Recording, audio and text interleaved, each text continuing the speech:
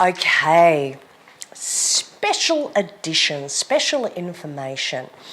And this is one I'd like you to go back and revisit as often as you need to. Remember, you can keep swapping, going up and down the list of classes, doing whatever you want to whenever you want to. You don't need to follow particularly in any particular order, and you can always skip ahead even if you see something that takes your fancy and you haven't done it yet and you want to do that class and don't follow them in order, absolutely fine.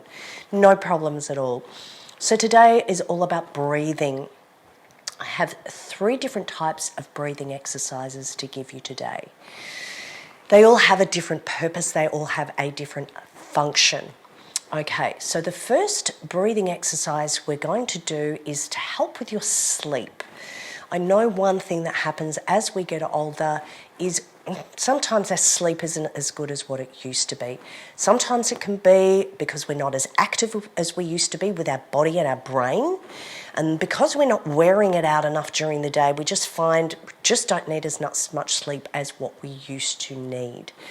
But sometimes it can be for other reasons, some tablets, medications, all sorts of reasons why our sleep can be a little bit compromised as we get older. So a nice simple way to help with that. So we're going to stay seated for these, but you can do them laying or you can do them standing.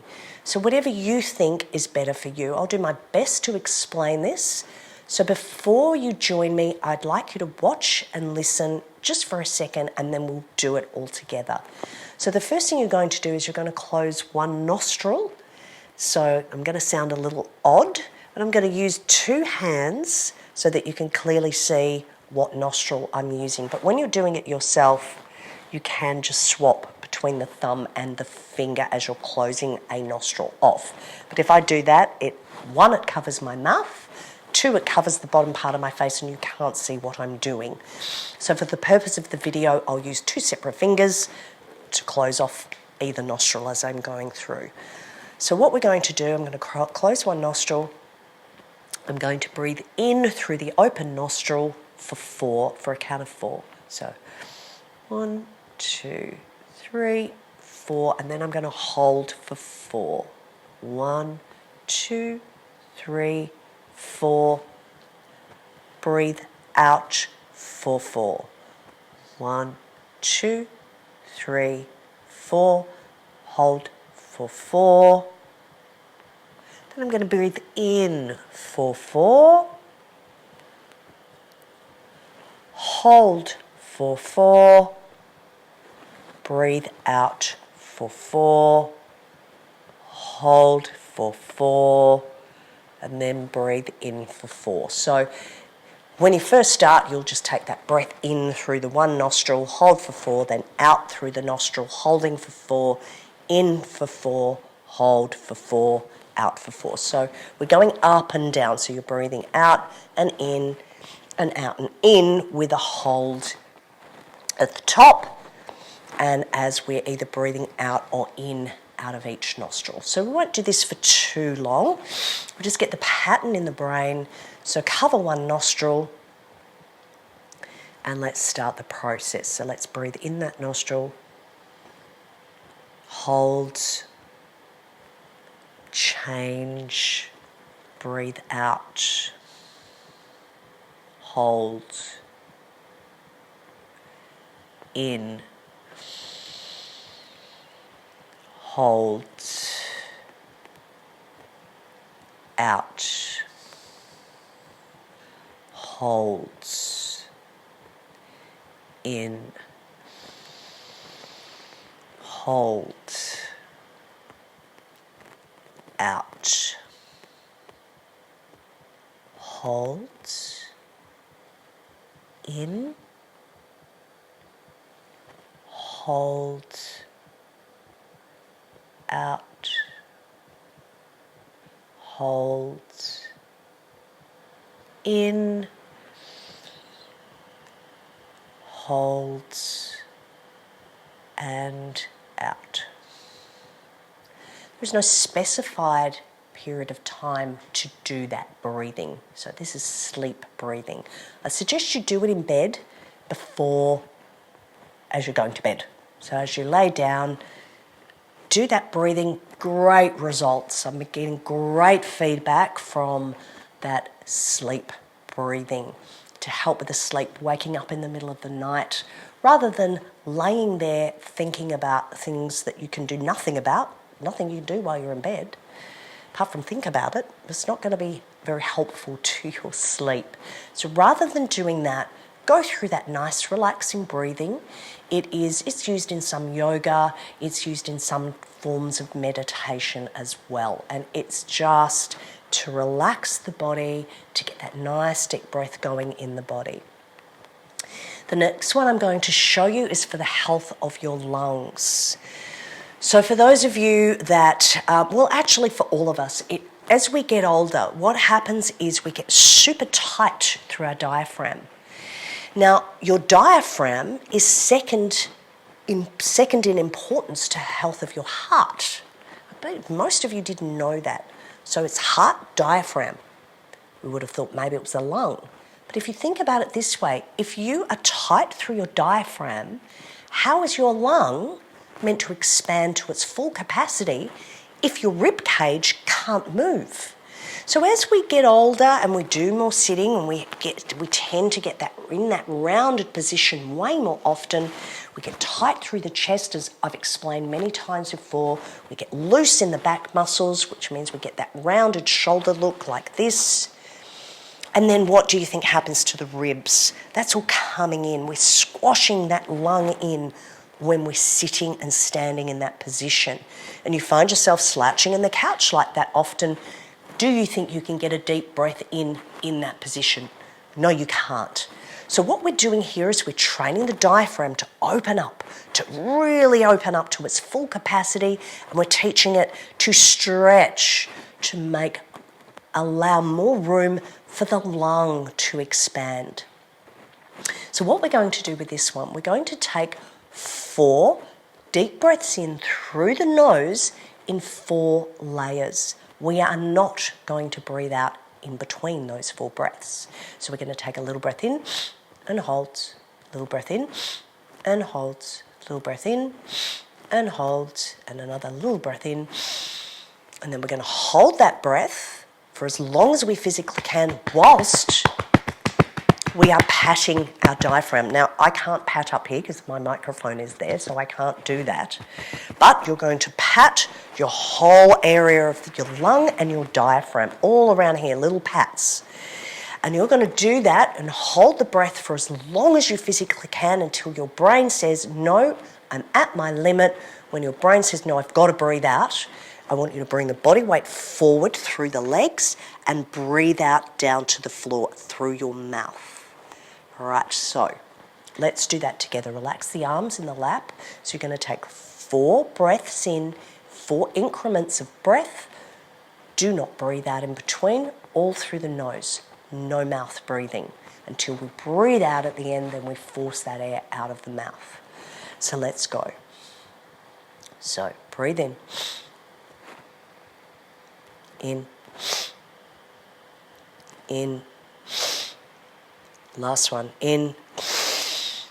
Hold. Pummel.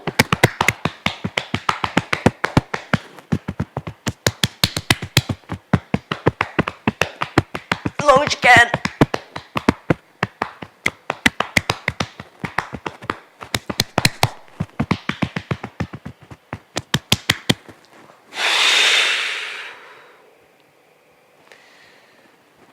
I did not hold that for as long as I could. I can hold my breath for 2 minutes, but I think you would get a little bit annoyed watching me pummel my chest for 2 minutes. Not necessary. Couple of deep breaths. Some of you may get a little bit dizzy from this, especially if you are a shallow breather and only use the top part of the lung. Again, the results I'm getting from this are phenomenal. People being able to come off their Ventolin completely just from doing this one little thing. Now, the reason we're pummeling is to loosen anything that's in the lung and to get it out. Doesn't necessarily have to be something you can see, microparticles, just getting everything out of the lung. Let's do that 2 more times. So you would do this 3 times in a row at your own pace, depending on whether it tended to make you a bit dizzy or not. So let's do that again 2 more times. So, in, in, in. Last one, in.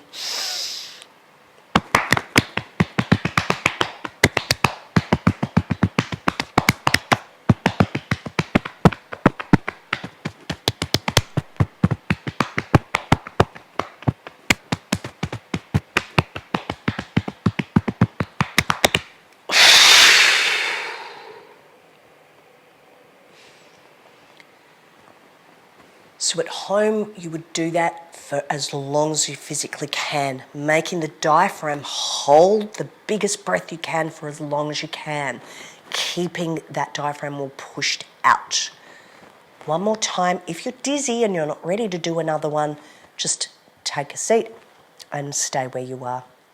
All right, one more if you can. 4 breaths in. I'm not going to talk through this one. I think we've got the general gist. If I talk, I'm letting air out. So this one I'll do properly. Okay, so let's go.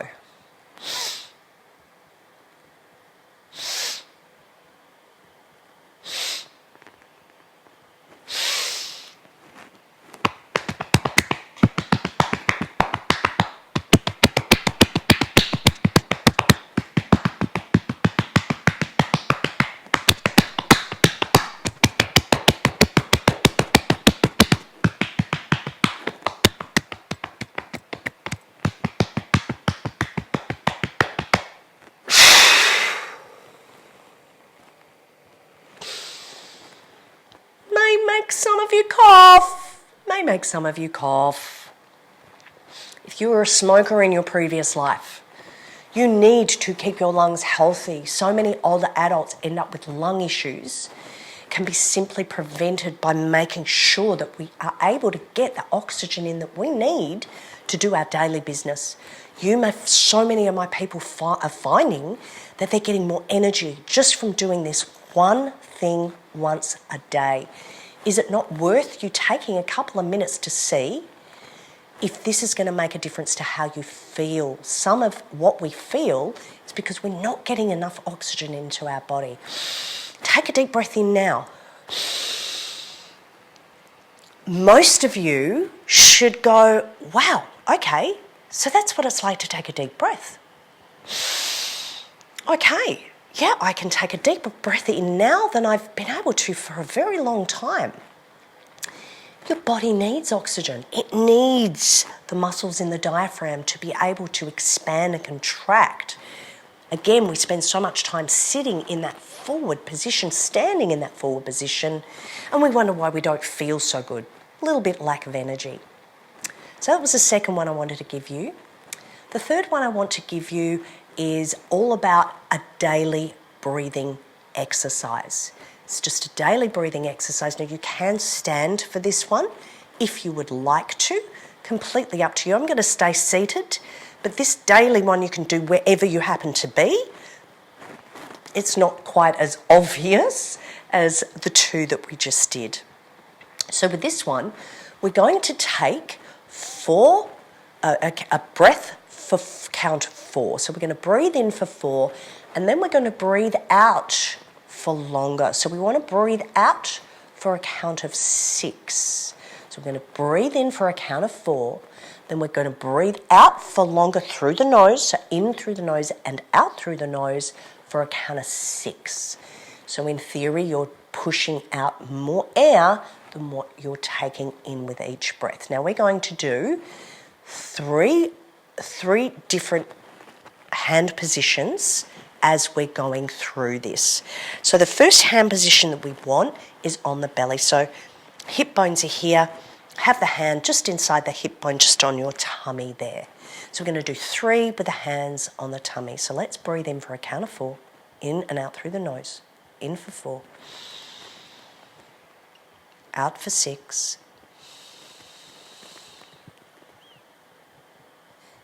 In for 4. Out for 6. In for 4. Out for 6.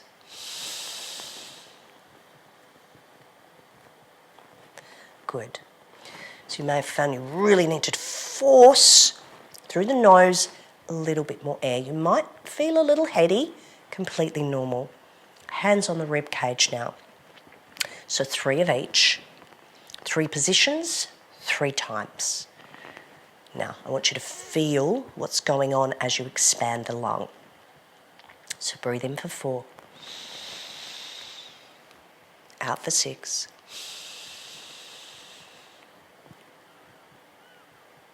Four in. Out for 6. In for 4. Out for 6.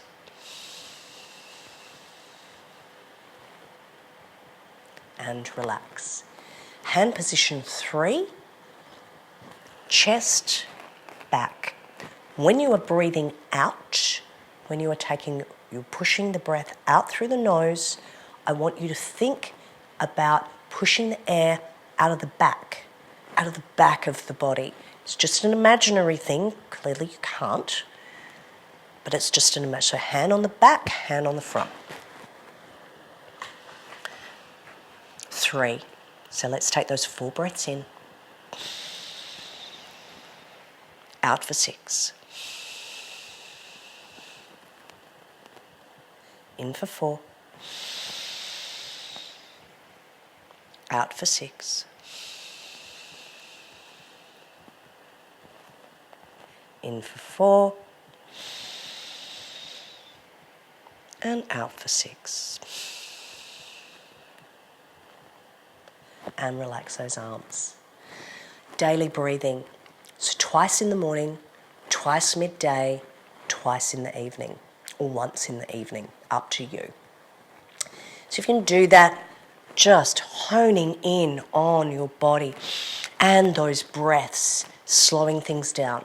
If you're someone that suffers with anxiety, the sleep one or that one there will really help remove those negative thoughts that sometimes we can get running around in the brain. All of those things that we're thinking, those negative thoughts are absolutely useless to you. And I know you know that at the time as well. But taking your mind from wherever it is, in whatever place it's in, to just focusing on that breathing, the counting. When you're doing the counting and the breathing, guess what you can't do? You can't think about those negative things that might be causing you a little bit of stress. And also the other thing it's going to do is going to cause you to shallow breathe. Those little shallow breaths right at the top of the lung. We need to expand the lungs to keep our body healthy as we move forward. Might not be until you start to hit your 80s and your later 80s that you have those lung issues. But how about we prevent those things from happening? Remember, we're trying to make our body strong, healthy as we possibly can with doing simple things like this. And they are simple.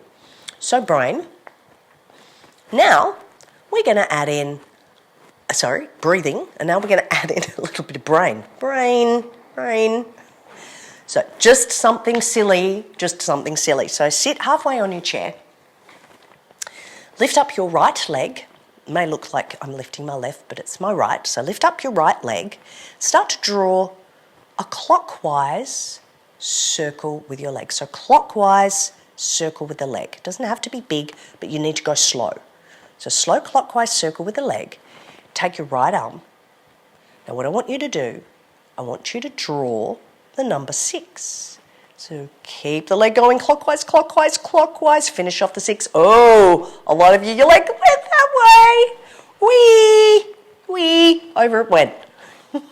Let's do that again. Right, this is to stop greeblies from going into our brain. So let's do that again. Most of you won't be able to do this. Right circle with the leg, right arm, draw the number 6. Round we go. Whoop. I'll explain to you what is going on. You think you've got control of your legs going round nicely. It's going around nicely, round to the right. We start to draw the 6. We get to that point in the 6, and then as we finish off the 6, whoop, the foot wants to follow the arm, because invariably what we're doing is we are asking the right hemisphere of our brain to multitask. It doesn't like to do that unless forced. So we are asking the right side of the brain to do a clockwise circle with the leg. 6 is anti-clockwise, especially that last bit of the tail is anti-clockwise, and that's why your foot is following your hand, but it can be done. Now, this is a nut you need to crack.